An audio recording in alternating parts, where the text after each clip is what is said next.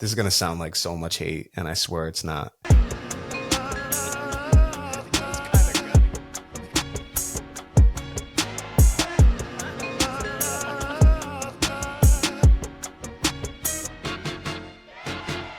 Welcome back to the Warner Brothas Podcast. I'm Kyle, joined as always by my brother Keenan, by Tim Gray. You know it's football time. If you're joining us, this is part 2 of our AFC preview. We did the East and the West last night, and it's the North and the South tonight. Fellas, how you doing?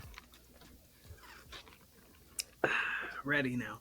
I love it. I couldn't be more excited. For this. Listen, it's just knowing we're close. I'm ready. Tim, how you doing? Doing great. Every day we get one step closer to Thursday night football. So officially 1 week away right now. Ready for it. We are officially 1 week away, and by the time we finish this episode, Keenan's singing Neo for some reason, which is a step up from the Miley Cyrus he was singing pre-show. So we'll take it. Yeah, we're feeling good today. We were actually discussing Keenan has a tendency to have legendary DJ sets, which could go from you might get Dipset, you might get Miley Cyrus, as aforementioned, you might get Green Day. You just never know what you're gonna get in a Keenan. You can go DJ from set. Grinding to Holiday, like it's not, and not Holiday and Chingy. I mean Holiday by Green Day. So forgot that was in the song. Are we chilling at the Holiday? Okay. I have good news. I have good news for you guys, though. As Tim just said, we're 7 days away. By the time we're done this episode, we might be 6 days away. So we're just inching that much closer. Just by the hour, we're getting that much closer. So I can't wait. Absolutely. And without further ado, though, we're going to get into the AFC South. If you haven't seen the first video, go back and watch that first video to get the AFC East and the AFC West predictions. We went through team by team. We gave every team some justice. We'll do the same here. So if you like a certain team, obviously your favorite team will be talked about. Hopefully we don't say bad things for your sake. But we're going to pick a team. We're going to start off with the Houston Texans because we're going to go from top of the division to bottom of the division. We're going to give our takes on it, each of us, and then we're going to continue to go through teams. So, Timmy, start us off again like you did last night. Houston Texans. Where do you think they'll be? What's their record, and why do we got them there? I think we've hinted at this before on previous podcasts. This team is just full of expectations. This is like everybody's dark horse Super Bowl team. They can't even be a dark horse anymore. So many people got bets on this team to win a Super Bowl. I just think they're gonna come out a little bit flat. I think they're gonna let a lot of people down. I think a lot of people are just expecting them to just dominate this division and finish around like 11 or 12 wins. I don't see that happening. I have them at 10-7, still winning the division at 10-7.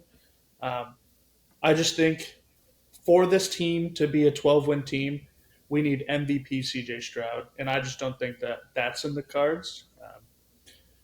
I think they're loaded on offense with talent. They've got players at every single position. It's just at some point there is too many mouths to feed, and we've definitely seen Stephon get a little upset and get a little noisy when he's not getting the targets that he wants. So I could see that being an issue going down the stretch. Kyle, how about you? I agree with Tim in the sense that how we got to 10-7, they do have a tough schedule, which you expect. They got a first-place schedule. This team does have a bevy of predictions of – what's the word I'm looking for here? Why am I skipping? They got a bunch of pressure on them to come out big. Like Tim said, like a lot of people have expectations for this team. A lot of people have, like you said, Super Bowl expectations for this team. Reasonably so, though. I mean, they got a defensive coach. They've got a good defensive squad, and they really have everything you want out of a contender. Other than that, they're young. And you could say that C.J. Stroud could hit a sophomore slump here. And that might be true, but I think they have enough talent to overcome that. And they have enough soft spots in their schedule to overcome that as well. So I agree with 10-7. I agree with them winning the division. I could see them even going 11-6. But everything, all the concerns you have, I don't think it's going to really matter. They have so much talent. If Diggs really did give them problems, they could cut him immediately. He's kind of like their third receiver. So, you know, if he has problems, that's on him, really. I mean, it's not his last chance, but I mean, he's not a number one guy anymore. I don't think so. I don't foresee that being an issue. Again, if it is, just cut the guy. But they have so much talent. You really just got to depend on C.J. Stroud doing his thing, and there's no reason for us to think he's really going to hit a true wall, right? I don't expect to see games with, multiple games of 3 picks or anything like that. So I don't have super high expectations as far as I don't know what my playoff picture looks like yet. I'll say that, but I expect them to win the division. I expect them to take care of business. They do have a tougher division than most. They got the Colts there. They got the Jags there. However you feel about the Titans. And again, that first place schedule. But overall, I think they're going to be fine. What do you have them at exactly? I know you said 10 or 11. What do you have them at exactly? I would lean 10-7. I'll give you a final one after I hear your prediction. I would lean 10-7 though, just because of their schedule. But I do think their upside gives you could get 12 wins out of them. You could get 12 wins. I mean, we talk about a sophomore slump with CJ. What if he takes the leap? We've seen this with Russell Wilson in his second year with a loaded team. And I think he's farther along as far as a passer goes than Russ was. And what's not to like about the defense? And D'Amico Ryans as a coach, there's not much you can really poke holes in other than, okay, if CJ takes a step back, then sure. But I don't see him taking a step back. Maybe some rough patches, but, they have enough talent to overcome even a couple bad games of CJ. So I'm a little higher on this team than you guys are. I have them at 11-6, so it's not like I'm much higher on them record-wise, but I'm much higher on them than you guys are, like, by the way you're sounding. So I think that this team, defensively, you've got Danielle Hunter now to go along with Will Anderson, who is really coming into his own at the end of the year. Derek Stinling Jr., who got at cornerback. Jimmy Ward, Jalen Petrie. So you've got defensive players across the board. Plus, you also have D'Amico Ryans. So defensively, I think that they're going to be. Last year, they were opportunistic, especially in the game that we saw in the playoff games. So they're an opportunistic defense. I think they have the capabilities of being top 15-ish to top 10-ish. And with that offense and what they have, they're going to be all set. Tank Dell, Nico Collins, Dalton Schultz, Stephon Diggs, Joe Mixon, backed up by Damian Pierce. You obviously have one of the best left tackles in the league in Laramie Tunsil, Tyson Howard, Shaq Mason. So the line's gotten better over the years. They don't have a phenomenal line, but they do have a good line. Plus, you have a good left tackle. And so with C.J. Stroud, I know that's really the big question mark. Is he going to take that leap? I mean, Patrick Mahomes in his year 2, he won MVP. That was 50 touchdowns. Lamar Jackson in his second year, he was 36 touchdowns to 6 picks. He was a unanimous MVP. We have seen this from quarterbacks in their second year. Typically, the third year, for the most part, is that year where they hit more of a slump. They learn the game, but I mean, obviously, it depends on each quarterback. But we've seen second-year quarterbacks in their second year take off and really make themselves MVP caliber players in top 5, top 10 quarterbacks, which CJ Stroud's already put himself in that conversation. Obviously, they got Stephon Diggs and bolstered that offense. We've seen when you add that big play wide receiver, I mean, if Stephon Diggs still has that kind of level in him, we don't know if it was more so his body a little bit betraying him or if it really was just him and Josh Allen not on the same page last year. We'll see. But obviously, we saw when Stephon Diggs went to the Bills, Josh Allen had his best season. Jalen Hurts gets A.J. Brown. He gets his best season. You add that in, obviously, with Tank Dell and Nico Collins, especially Tank Dell, who was taking the top off the defense last year. I really like this Texans team, 11-6. I think that they have a good chance to get to an AFC championship game. Obviously, getting to a Super Bowl is extremely tough. You have Mahomes, you have Burrow, you have Lamar, you've got Josh. And then from there, you even have, like, in your own division, the Jacksonville Jaguars, who we'll talk about here soon, the Colts, depending on how you feel about Anthony Richardson. And, I mean, I can keep going on. Obviously, the Dolphins, Aaron Rodgers, and the Jets. So it's very tough. We'll talk about the playoffs here. But I've got the Texans 11-6, and I think that they are very poised to make an AFC championship run. Whether they do or not, I will let you guys know probably in about 5 days. Yeah, I mean, to respond to that, I don't think you're any higher than me on this team necessarily. I think we're kind of in line. It's just a schedule thing with them. I mean, theirs kind of works out to where it's like 2 hard games, 2 easy games. You know what I mean? They've got a weird schedule where they don't really hit a soft stretch. I said they did in my first part, but I just looked at it. It's really like soft, then a couple harder games, then a couple easier games. You get the Pats in there.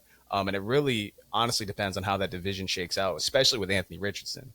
I mean, we'll talk about the Colts here in a sec, but there was things we liked about that team. I don't want to spoil what I think about the Colts, but look, Anthony Richardson, he didn't play. What did he play? 4 games? Did he even? I think he played 2. He got injured in the second one. He was playing, and he was playing very well running the ball wise. Yeah. It was really throwing where the question marks were. Yeah, so I mean, honestly, those Colts game could really not make or break their season, but make or break their record and where they stand. They almost did last year. Right? Yeah, exactly. They were in that. Made or break their season last year. They were in that divisional game, and the Colts have a tough schedule themselves.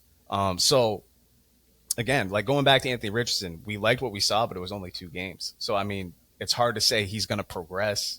Right? We don't really know. Mm-hmm. So if he has rough games, which we expect, because it's essentially going to be a rookie season, that could very well make or break the Texans season with the Jags there, because the Jags are going to be somewhat tough at least.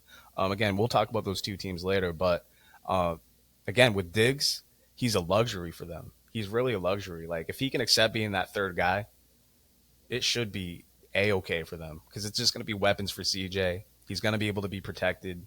And then, if they can hold on to the ball, I mean, they got Joe Mixon too. They can run the ball and really just keep, the clock game going, make it easy for them. If you get up 10 and then you can just sit on the ball and then, rush the passer on defense, that's going to make it very easy for the Texans, even against these good quality teams. So there is a world where this is a 13-win team, but I do think because of the schedule being tough, because of CJ being young, that they get closer to 10-11. But there is a world where this is a 13-win team.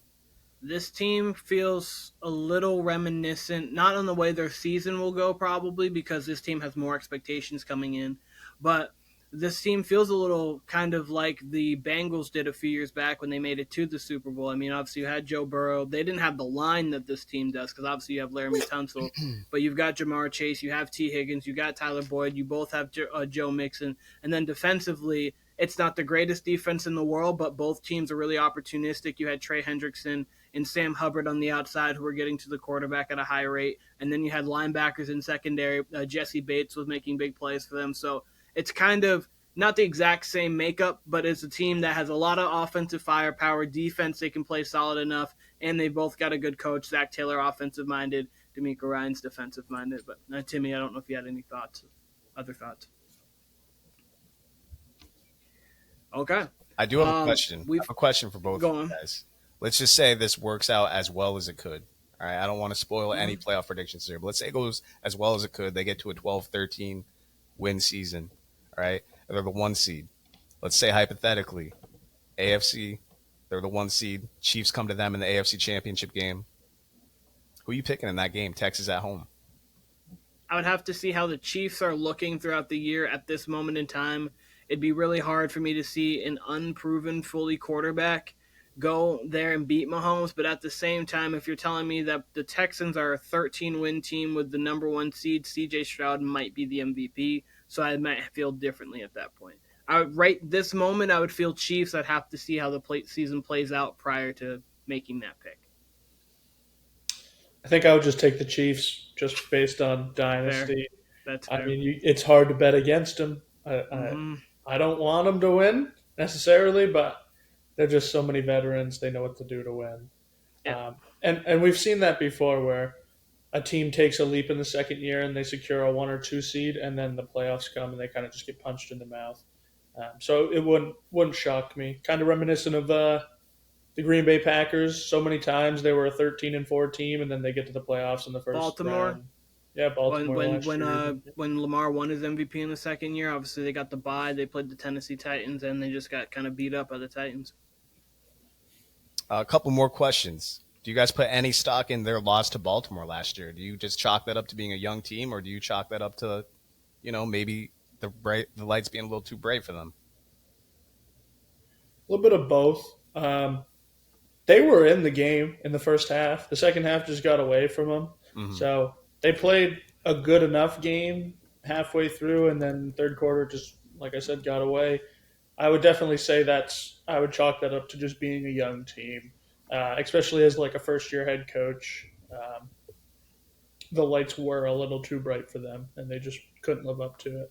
But I would put that more on the good Ravens. I think that obviously they were in a situation they'd never been before. And so you're learning, you're coming off of a playoff win, you go into a very tough environment with a team that had a lot of expectations on them. Obviously, it was like, okay, Burrow, Josh Allen and Patrick Mahomes, you only have to face one of them, not two, because they're clearly playing each other in the second round. Whoever wins, they're coming to you. So it's like the last time you were the 1 seed, we know what happened when you were obviously with the Titans you just lost. I just mentioned that Lamar Jackson's been injured. So all of that comes together, and Lamar had never had a legitimately great playoff game to that point. So it had a lot of pressure on him. And in that second half, he showed why he's an MVP. He showed why he's one of the 5 best quarterbacks in the league, and he really took over that game. So I think it was a little bit more of Lamar Jackson really just grabbing it. But at the same time, the Texans did kind of look a little overmatched, and that might have been the fact that the Ravens defense last year was one of the best defenses we've seen in the last few years. So True. I mean, yeah, it was Lamar's best playoff game. So, I mean, it was kind of the perfect storm of things. And I think I say we as football fans as a whole, I think we had expectations of CJ Stroud and the Texans in that game after the first round game and as well as their season, obviously. I mean, Stroud just looked good the whole season. Tim, follow-up question. You do think Stroud's coming back to earth a little bit this season? Describe more in detail what that looks like. Do you think he has legitimately terrible games, 4-pick games? How do you think this season looks for him? I don't think he's going to have bad games per se. I think he'll have his average games where he might throw a pick. Last year he was incredibly efficient, didn't throw many picks, didn't have any of those games where you were like, damn, he's a rookie. Right. You never saw those games. I just think from a touchdown standpoint, he's not going to be a 3 touchdown per game guy. He's going to be, a 1 touchdown, and then some games are going to be 1 touchdown and a pick, or 2 touchdowns and a pick, or 2 touchdowns, 2 picks. It's just not going to be what we see from a typical MVP where they're just pouring in touchdowns. I think this offense can average 20 something points a game, and that's good enough to win 11 games. But I just don't think it's all going to come from CJ. I think they're still going to run pretty well. And we're just not going to get a top-end team. So I do think he's going to be good, and I think he's probably going to be better than he was last year. I just don't want to put him into any MVP category or anything like that. Got you. I think the best thing for the Texans if he plays exactly like he did last season. Sure. 23 touchdowns, 5 picks, a little bit over 100 quarterback rating, and it was just essentially take the shots when they're there, make the accurate throws, don't turn the ball over. And not he was a game manager because he did stretch the ball down the field, but play like he did last year. He also did miss, I think, 2 games, if not just 1. But it was 1.5. He got it was injured 1.5. Yeah, it was 1.5 games. So he could probably end this year 30 touchdowns, 7 picks, 600 yards. Increase the touchdowns to the 28 to 32 range, and then increase the picks up to 10 at the most. He's not going to be a crazy guy turning the ball over all the time, but he's definitely not going to throw 5 picks, I don't think. 31 to 7. Really still a really good rate, and I think that that's all he needs to do. Hey, we're going to find out a lot because they built this team as if they're ready for the Super Bowl. They're ready for the expectations. So we'll find out very quickly if he's ready. I think we all agree he's somewhat ready. They're going to be a playoff team, so we're going to see very quickly. They went all the way in for him, and that's how you do it. You get a rookie quarterback who is now he's on a rookie deal. Obviously, he was a true rookie, not like he was just a second-year guy. So now you've got 3 years of him cheap. Get every piece you can and make a true run. See how good he can be, and then you get into that retool period of where, how Josh Allen is right now, where your team doesn't have the same kind of flexibility because you don't have the cap space for it, but how good your quarterback is should be able to propel you. We all have the Bills in the playoffs. Timmy and I both have the Bills winning the division. Kyle has them at, I believe, 10-7. So we all still have faith in them, and that's a lot to do with Josh Allen and his greatness. All right. We talked about him a little bit. Kyle was kind of alluding to a little bit of Anthony Richardson there. The Colts would be the second team. I think technically the third. We're going to go into the Colts. They're going to just go into the Colts. Timmy, what do you think about the Colts? I think the Colts are in a similar situation to the Texans. I think from what we saw out of Anthony Richardson, we saw some good. I think we saw a good amount of bad as well. He runs a lot. Like, he doesn't stay in the pocket. If he can run, he's going to take off. And that's good for fantasy football. That's not always good for NFL football. Um, so I think that can be kind of like an Achilles heel for this team if he's just scrambling all the time. But I can totally see a world where he's just Cam Newton again, and he just leads this team to potentially a division win, and they're a double-digit win team. I have them at 9-8. Sorry, I have them at 8-9. I think they're going to be competitive in a lot of games. The defense doesn't scare me really at all. They only have a couple pieces. And then offensively, it's just Jonathan Taylor, Pittman, and Anthony Richardson. I think Anthony Richardson will be a solid quarterback, but I think a lot of people are thinking that he's the next Cam Newton, and I'm not going to put him there, not right now at least. So I think they're a good competitive team. Tim, your thoughts? I got to say this, Tim. Aside from the Raiders, me and you were quite in line with a lot of this because I have the same feel for the Colts. Honestly, I mean, I might have a different feel on them if Richardson played more than 2 games. I expect all the like rookie hits, like all the rookie wall stuff that would have hit him last year. I expect that to be this year for him. You know what I mean? Because he just didn't get the reps last year at all. So these tough defenses he's going to face, he's going to look probably terrible. Like when push comes to shove, when he's really got to, down 10, down 14, you really got to throw the ball, it could look ugly, right? When they're up and they're, it's a ball control offense, which I expect it to be, it's going to look a lot like how Philly did with Jalen Hurts when, they just want to control the ball, control the clock, that type of thing.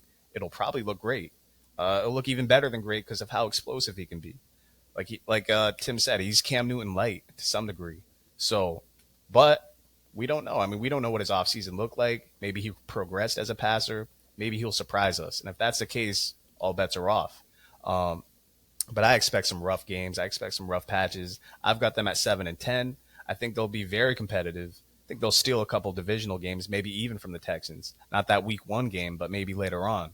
But I don't know. I expect some hiccups from Anthony Richardson, but I expect some flashes from Anthony Richardson too. There's going to be days where he just puts some insane stat lines up. So great for fantasy. In our league, I drafted him as my QB for that reason, but there's going to be some extremely ugly games along the way as well. So 7-10 for the Colts. I think it'll be an exciting season. I think it'll be a competitive season, much like last season, even with Gardner Minshew. But ultimately, I don't see them having a winning record. So I saw. Sorry, I don't mean to. No, you're good. You're good. No, you. I saw a fun stat. How many games post high school do you think Anthony Richardson has played in his life? I'm not sure if I have it right, but I know I have it within like 2 games. So 31. If you want to take a guess, Kyle, go right ahead. The way you presented that, I'm going to say something like 25. It's like 15 games. He played 1 season at Florida, and he played 2 NFL games, and that is it. He has, if you count the preseason games, he was in these preseason games. The preseason offense, they looked terrible. They couldn't complete. There looked like there was some accuracy issues, not on the same page for a couple things. So it is crazy to think that people are putting Anthony Richardson into this category of he could take this leap and be Cam Newton when we've only seen him play a dozen games post high school, which could be more Trey Lance than Cam Newton. Exactly. So I think that this team is going to look pretty similar to last year. I have them currently at 9-8, but I understand why you have Kyle 7-10. I understand, Timmy, why you have 8-9. I think their max is 10. I think their bottom is 6. I think between that, I think is perfectly fine. So the thing about the Colts that's interesting is, like, Kyle was talking yesterday about the Jets, and he was saying how he feels great about the Jets because of their schedule, and he feels they get some of the tougher teams the Ravens, the 49ers at the best time to get those teams. And between there, schedule-wise, they have some light games. It's the exact opposite for the Colts. They end the season super light. It's can you get to that point aroundish 500? Because it's Houston, their start of the season. Houston, Green Bay, Chicago, Pittsburgh, Jacksonville. So that's a tough 5 for any quarterback to come out and just pretty much have his first 5 games. Because obviously he's played a game and a half. And then it's Tennessee, Miami, Houston, Minnesota, Buffalo. So you have a couple games that are winnable. The end of the season after they play New York and Detroit, they have New England, Denver, Tennessee, the Giants, and then Jacksonville. So they end the season pretty light. Obviously, they have Jacksonville and Tennessee division games, so it could be a little bit tougher. I think the Tennessee Titans are frisky. We'll talk about them here soon. But so they end the season nice. If you can get to that point in week 12, 5 and if you could get to 5 and 7-ish, you could get to that point where 9 and 8, 8 and 9's looking there, and you can compete at the end for the division, kind of like the Chargers like to go in that late season run back in the day with Phillip Rivers. But Anthony Richardson's going to show you flashes. He's going to have these games where he's okay. Cam Newton prototype, but I don't think you put Cam Newton on him yet, especially Pete Cam. I think people underrate Pete Cam a little bit, but I think this team looks pretty similar to last year.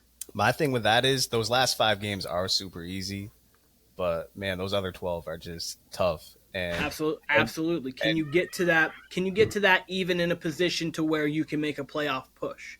Yeah. And for a young quarterback coming in and having to play those defenses and those teams. And that's my thing. That's why I wish we would have saw more of Anthony Richardson, because we could definitively say, okay, he can do this against this defense. He can do that against that defense. But he played so little that, you almost have to factor in, all right, 3 of these games he's going to play like trash. 3 of these games he's going to, make these dumb rookie mistakes. That's where I just lean more towards 7, but they're so well coached. And that run game could be extremely effective. If they don't have to have them pass that much, okay, then you've got potential here. But that schedule is so tough at the front half, or really the entire thing, but those last 5, like you said. So they almost have to punch above their weight, especially Anthony Richardson. I mean, I forget which one of you described C.J. Stroud as the question mark. Anthony Richardson's a true question mark here as far as their team goes. He will truly make or break their season. They do have Joe Flacco, the God, in case he does get injured. So, I mean, if we get Flacco week 7, they might just run the table after what we saw last year. So who knows? So, but if it's just Anthony Richardson, I have huge questions. But that's the great thing about the NFL season; we get them all answered. So, unless he gets injured week 2 again. Absolutely.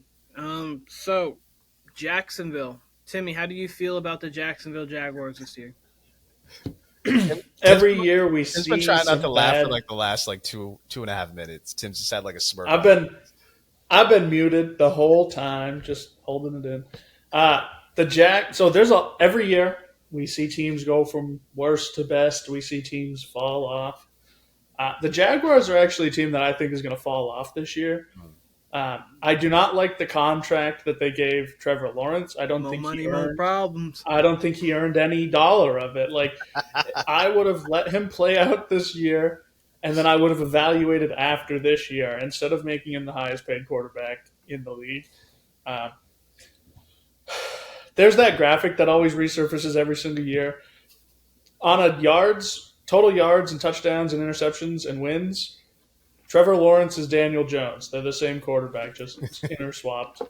And one of them's at $40 million, the other one's at $55. So I don't love it. I think they do have a pretty mid-tough schedule. I know the strength of schedule that they use it's kind of subjective because it's based on last year's data. Those teams that are going to get better obviously aren't factored in. The Jets are a terrible team, but if they are a good team this year, obviously they skew that data pretty bad. So I think they have a tough stretch, and I think that they're going to lose quite a bit of one-score games, and I just don't think things are going to go their way. So I have them 5-12, right at the bottom of this division. Damn. and I think they are going to fire. Sorry, I'm blanking on his Peterson. name now. Doug Peterson. I think he was on the hot seat low key last year, and I think if this happens, he's gone. So if this happens, he might not make it to week 17. That's what I was going to ask. I don't think he waits. Is he getting fired mid-season or after the season? It really depends on how it goes. Probably that might be a bold prediction. We can hold on. I've got a couple other better bold predictions, so I'm going to save that. I'm going to keep this one here as just a prediction. I just don't like being the chalk picker. Like there's always a few teams that surprise us either in a negative way or in a positive way. You got to pick them. I picked the Raiders as one of my positive teams. I'm picking the Jags as one of my negative teams. They have honestly disappointed me every year that Trevor Lawrence has been there. The first year, I guess you could say, was okay. It was a promising year. And then they win the division and they do nothing in the playoffs. They actually had like that. Oh no, they beat the Chargers in the playoffs. So that was their highlight. Trevor Lawrence threw 4 picks in the first half, and had the fumble, and then he threw 4 touchdowns in the second half, and that is their highlight. And then I just haven't been impressed by this team. Brandon Staley. We've said this so many times with Trevor Lawrence. We were sold Peyton Manning. We were sold this generational talent that is absolutely going to bring a Super Bowl to Jacksonville. And we've gotten Eli minus. We've gotten worse than Eli. We've gotten not Eli. Eli at least had some success playoffs wise. We've gotten 1 win and 3 trips to the playoffs. And last year, with the season on the line, they couldn't beat a 5-12 team. They decided they've 1 trip to the playoffs. Only on once. They only went that 1 year because remember week 17. Urban Meyer. Week 7. It was Urban Meyer his first year. The second year they got there, and then it was 2 years in a row where they choked at the end of the season. Yeah, because they lost to, I think, the Titans week 17 or week 18. And I think last year, instead of trying, I think you're confusing that with the Colts. I think this is only his 4th year for Trevor Lawrence, right? Okay. I think this is your 4th. I think you're right, though. I think they coughed it up last year before they made it, year before that. Right? Yes, year 4. Yeah, I was making it up with the Carson Wentz and the Colts. I got you. But that tells you all you need to know, though. That if Keenan, you confuse that with him, I mean, that tells you all you need to know about Trevor Lawrence right there. If you confuse it with Carson Wentz, Wentz, they had everything backup QB lined up for them. Yeah, exactly. Keep going, Tim. Keep going. Last year, with the season on the line, all they had to do was win and in against the Tennessee Titans, a team that couldn't beat most teams. I think they finished with 5 wins last year. They decided to try to get Evan Ingram the single-season tight end reception record instead of win the football game. He had 14 targets in that game. Why? You tell me. They didn't put the season on, they didn't have that as their priority. That blows my mind. I think halfway through the season, week 7 or 8, this team is bad. They got 1 or 2 wins. Peterson's gone. And it's going to look like a really bad offseason for them because they got a lot of money tied up in a few players. So that's my take. They're my dog this year. All right, Kyle, you go. Tim, I couldn't agree with you more as far as Trevor Lawrence, but more so as far as Doug Peterson goes. I sincerely, with all my heart, hope this is his last season. You guys have heard me talk about Trevor Lawrence, and it's really everything Tim just said. I'd almost rather him look bad in some of these spots. And it's not even that he looks bad. It's that he looks fucking generic. Like he has no just oomph to him. Like these Josh Allen. Looks like William. Looks, his first name. Yeah. Looks like William Lawrence more than Trevor Lawrence. Bill Lawrence. Yeah. Bill Lawrence. Exactly. Just like Tim said, we got sold all these expectations and we haven't got it. And it seems like a lot of your national media will still just put him at top 10. That's why I'm so high on Herbert compared to him, because at least Herbert, we've seen him do smart things, have a strong arm, be mobile, right? I'd like to 40 see touchdowns. Throw touchdowns. Yeah, exactly. I'd like to see him have a little more oomph to him too, like maybe Josh Allen. But, Trevor Lawrence, sometimes you don't see it. Sometimes you do see it, though. But I can't agree. This has to be Doug Peterson's last season. I don't know why they didn't fire him last year. You put Vrabel on this team, and this is a 11-12 win team instantly, in my opinion. Put Bill Belichick on this team. Put Bill Belichick on this team. Bill Belichick in Jacksonville would be like the ultimate like retirement type thing. Like he's in Florida with all the other senior citizens in Jacksonville. Of all places. He's just doing what Tom did. He's coaching from home. I'm gonna head straight to Florida, and we'll be chilling. I mean, I really wish Brandon Petty was here so we could talk to him about this. This is his team, obviously, and we've had these discussions all offseason. It's really exactly what me and Tim are saying. All that being said, there's way too much talent here. I was ready to be on the Tim train here and pick them for 7 wins and to miss the playoffs. I actually have them contending for the division at 10 wins. Got them at 10-7 like the Texans. I think the Texans win the division.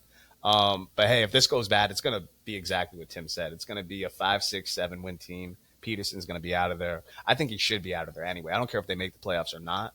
If they got to the playoffs, I don't think they would do anything. Let me give you Doug Peterson's career record outside of the Super Bowl season. We got 7-9 his first year in Philly, 13-3 in a Super Bowl the next year, 9-7, 9-7, 4-11, 9-8, 9-8, and that's with pretty good talent Jason around Garrett. him. Yeah, honestly, his career record's 60-53. Jason Garrett with a Super Bowl. 60-53. I mean, he's just uninspiring. He's not a bad coach. I wouldn't say he's a bad coach, but I mean, it's just one of those things. I don't want to bring it up being a Patriots fan, but like every time it's mentioned, I'm like, how the fuck did we lose that game? Especially to Doug P. Like, he's just a generic ass coach. And we talked about Malcolm Butler. Yeah, Malcolm Butler among. I mean, it wouldn't have mattered really. I mean, honestly, like the way they threw the ball in that. Brady literally was on pace for his greatest playoff run. He was 10 touchdowns, no picks. He threw for 505 and 3 touchdowns. And then Fletcher Cox has been, oh my God. I just hope everybody appreciates the Patriot. I hope everybody appreciates the Patriot era for the endless entertainment we gave them. Not only did we dominate, but we also gave you some of the most entertaining Super Bowl losses with those 2 Giants losses and that fucking Eagles. Yeah, we're better than the Chiefs because we just are more entertaining than the Chiefs. Don't get me wrong, the Chiefs are like a high flying team, whatever. But like, name a Patriots Super Bowl other than the second Rams one that was bad. They've been in 9. 8 of them were great. Listen, the Cowboys thrive off drama, but nobody gave you more drama than that Pats dynasty. The Patriots were football drama. The Cowboys were like half football drama and then half Jerry Jones.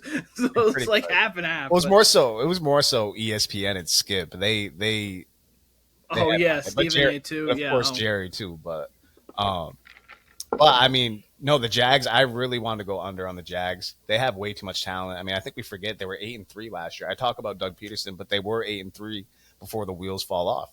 And you can point to that. You can just say, hey, Kyle, the wheels fell off. I'm looking at that more. And I couldn't argue with you. I cannot argue with anything Tim said. I'm in lockstep with him. Just the fact that they do have more talent and the fact that if it's ever going to happen with Trevor Lawrence, this is the year. Head coach, good head coach, bad head coach, whatever. It's got to happen this year. We got to see something to where we're like, okay, he's clearly being held back by Doug Peterson. Because you will, as Tim just made the case, you can make the case absolutely that Trevor Lawrence isn't holding up his end of the deal. I think he did get injured towards the end of the season in that Monday night game. You could say that hampered him, but man, they still should have stepped on Tennessee's neck, made the playoffs, and then we can have a fair conversation about him. But this is the conversation we have to have. And Keenan's getting him mixed up with Carson Wentz. That's where he's at in his career. So, yeah. So generic Jaguars. That's what they are. Generic coach, generic everything about them. It's just not an over-the-top team. They can't. They don't. But a ton of talent at positions you want them to have talent in. That's the weird part about it. So I actually am close with Kyle. By close, I mean I have the same exact record as Kyle. I think they go 10-7 this year. I actually have them as a playoff team this season. I think they're going to be in the wild card. Obviously, I have the Texans at 11-6. But to your point, this is a make or break season. I don't see this season being 8-9. I see it being 6-11 or 10-7 and making the playoffs. It's like I don't see it. If it's going down, I think it goes bad, and if it's not, I think that they have a good season. And I'm going on the good side. They have some offensive weapons. Obviously, they have the big game against the Chief guy, Gabe Davis, to go along with Christian Kirk. I mean, obviously, they let Calvin Ridley go, but you do have ETN, so you have a running game you can lean on. Josh Allen was a monster on defense last year. So Josh Hines. They have some piece. You're right. My bad.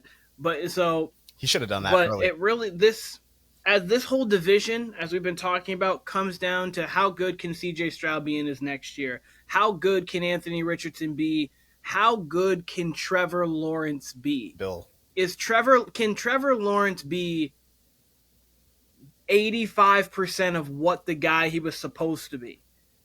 Because he's been 70 ish. Because he was, I mean, if you're supposed to be that great, like we're talking about Caleb right now, and I've seen more flashes from Caleb in the preseason than I have felt from Trevor. Like, I just look at Caleb, and regardless how you feel, he feels special. Now he's got to go prove it, but he just feels special. Trevor was supposed to give you that exact feel. Supposed to give you that Andrew Luck feel, and we saw it with Andrew Luck with a terrible offensive line, T.Y. Hilton, and then a defense that was solid, and he was able to take them to 11 wins in the playoffs, and just obviously they ran into the Patriots. But 10-7 for the Jags, got them there. If they don't, they are blowing it up. Trevor, they're keeping Trevor, and everything else around them pretty much is going to get in flux.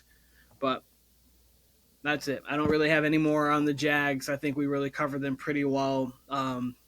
Career record for Trevor Lawrence outside of that first season is 17-16. So generic is exactly the Eli. one. I'm telling you, he's Eli, Eli Manning without the Super Bowl. Without the turnovers, though. Too, he's not wild with the turnovers. He's not wild. He protects the ball a little better, but still, I mean, this last season he couldn't. No, but don't forget he had a fumble problem. He had like 7 fumbles last year. So like he had a super fumble problem. So Eli, but instead of picks, it's fumbles. I mean, he had 14. He had 3 fumbles and 5, then 5, and then yeah. So he just couldn't hold on to the football for a lot of the time. But anyways, let's get into my hometown team. I'm living in Tennessee, the Titans. Let's get to that hometown team. Timmy, what do you think about the Titans this year? I don't think we have too much, but what do you think about the Titans? I think this is a team that is going to surprise people, not because they're going to be good. I just don't think they're going to be as bad as people think that they're going to be. I think a lot of people are just writing this team off immediately. Maybe you don't like Will Levis. I understand that. I think that there are some flaws with Will Levis. But I think that they've made a lot of offseason additions. I think their draft was pretty solid. I like Tony Pollard. Something came out at the end of last year basically saying that he wasn't even fully healthy the whole year, and it wasn't until like week 11 that he actually felt good.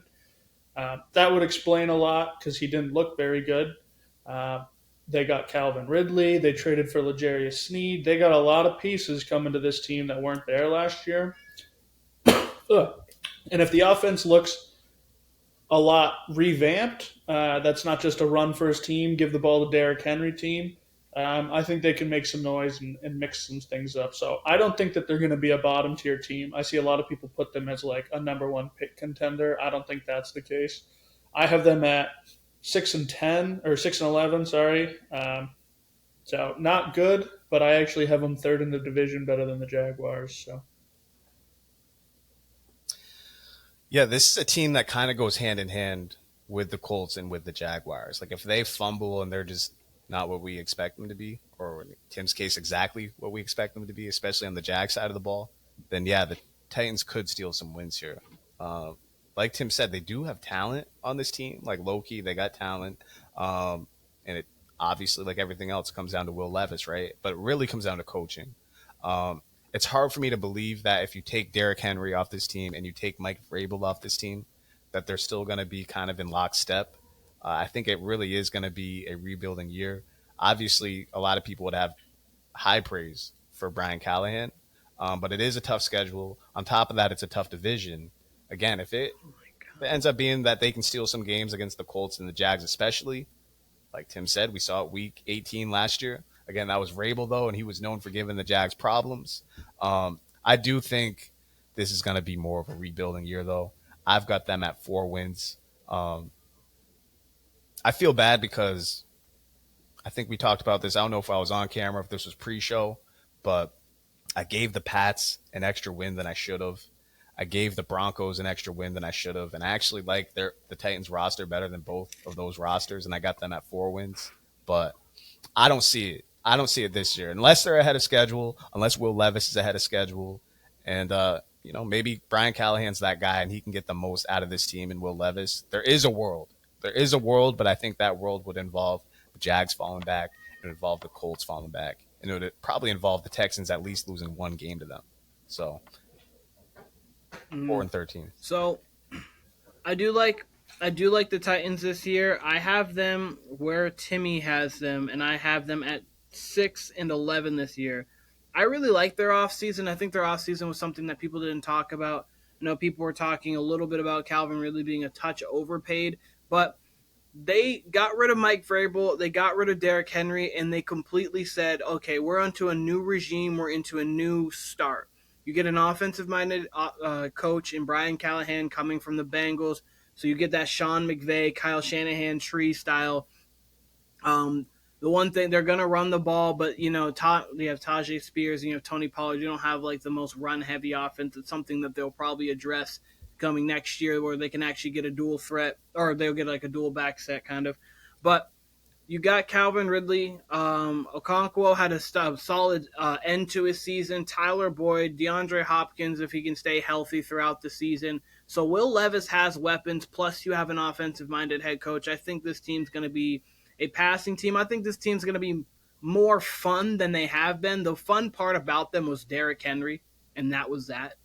Like, Derrick Henry, like, who is he going to push over? Who is he going to run through? And then other than that, they were like, I think this team has the potential to be fun, and Will Levis is not afraid to throw it. He kind of has that Phillip Rivers style to him of throwing, but 6-11, frisky team that can give people problems on week to week, so you've got to come to play. I mean, you have to any given Sunday, of course, but they're a team that if you go into the game sleeping a little bit, they can catch you on the day.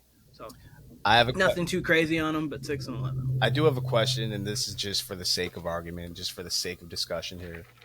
6 wins isn't crazy, but, I mean, let me give you their first 2 months of the season, and you tell me. Oh, it's very tough. I mean, they got the Bears, then the Jets, then the Packers, then the Dolphins, divisional game with the Colts. They got that at home. But then you go Bills and the Lions, and then finally you get to November before you get the Pats, which is probably their most winnable game outside of the Colts, maybe.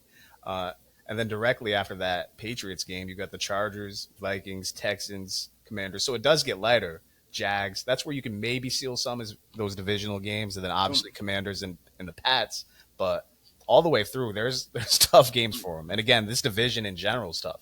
They could very well be swept by their whole division. I don't think that happens because, as we said, the Colts and especially the Jags are just inconsistent. But I have a hard time getting to 6 wins for these guys. So I'll give you the 6. I think they split with both the Colts and the Jags. I think they lose both to the Texans. So that's 2. I think they beat the Patriots. That's 3. I think they beat the Vikings 4. I think they beat the Commanders 5. And then I think they have 1 upset win. The Chargers. Possibly the Chargers. It could be maybe like a Green Bay team because that is at home. But like they have, I think those are 5, and they have an upset win. So that's where I get to 6. But again, Kyle, you're not like wrong for saying 4. That's absolutely on the table. I just want to throw out there too. Will Levis, he loves himself some mayonnaise. Dude also loves getting sacked. Dude just loves holding onto the ball and getting sacked. So I have real worries. Cannot see pressure. Yeah, he cannot see pressure. So that would just be my worry. And again, you don't have that security blanket of Derrick Henry. I know Tim said that Pollard said he was injured last year, but that is a clear downgrade. And I think it's a very clear downgrade from Vrabel to Callahan. Vrabel earns you I don't know how many wins. That's really it. I mean, like you said, it's the Titans. None of us have them going to the playoffs, but I have a hard time seeing them get past 5 wins.